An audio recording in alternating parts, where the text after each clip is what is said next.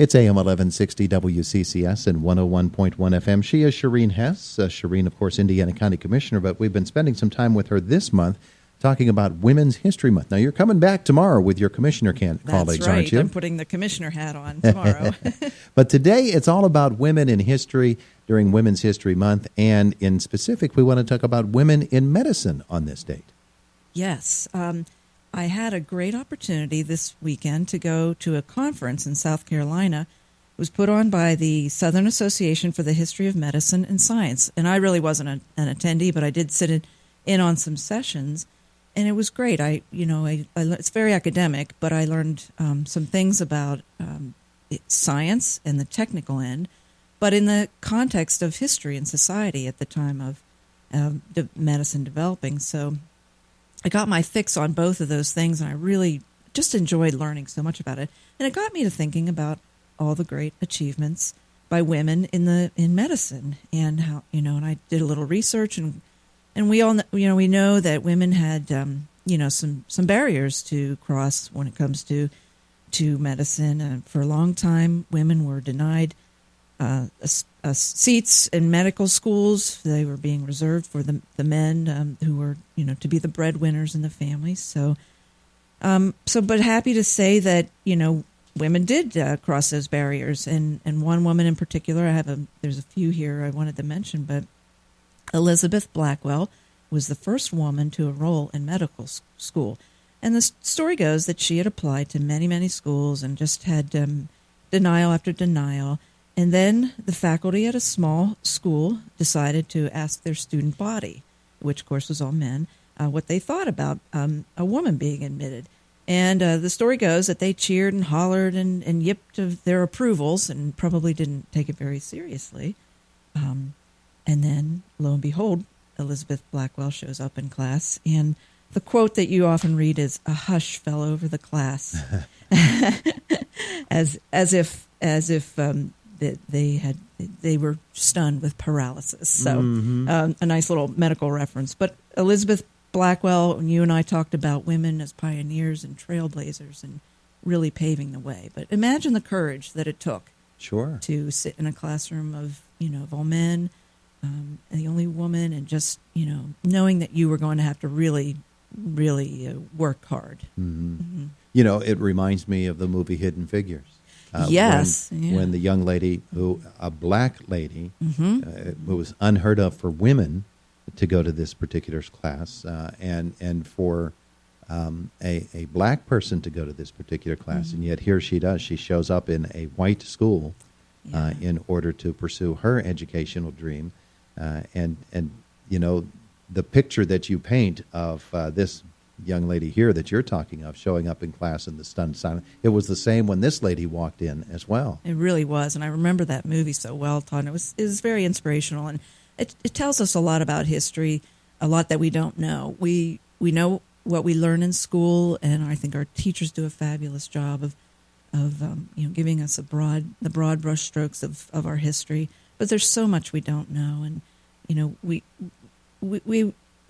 were telling me you had literally 1,000 books on history, and I just marvel at that notion of how much history is out there, and not just U.S. history but world history. And we talk about these women who've paved the way, and you have your Florence Nightingale and your Dr. Ruths and your Antonia Novellas, who was the first female general surgeon, and even folks like Eleanor Roosevelt, who was not in medicine per se, but was very much an influential advocate of healthcare as a right. And so, and we talked about Madame Curie, Marie Curie, who isolated radium, and which has led to many achievements in medicine and has saved literally many, many, many lives.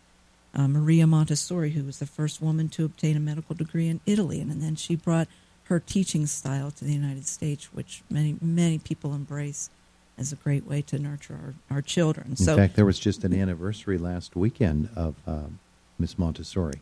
Oh, I did not know for that. her establishing her first school here in the United States. I did not know that. Yeah. And so you see this intersection of medicine and the humanities and education and art, and we want to acknowledge too that life isn't all about the technical and science and engineering. It's very much about the arts and culture and our humanities and all those things that make life beautiful.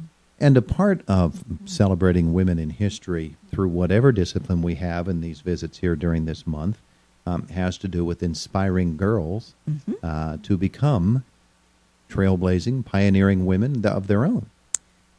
Yeah, and there's just so many fields related to medicine, to the arts, to all these things that we're talking about.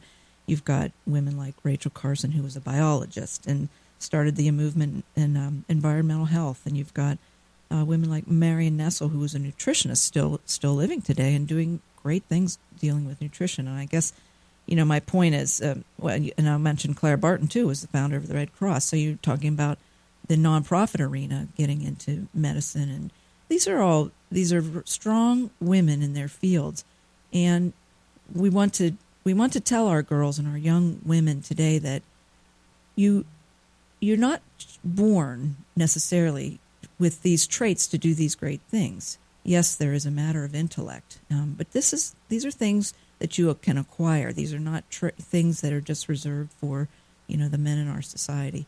We talk about acquiring these traits through hard work, determination, discipline, and often by having very caring adults in our girls and our young women's lives. Mm-hmm.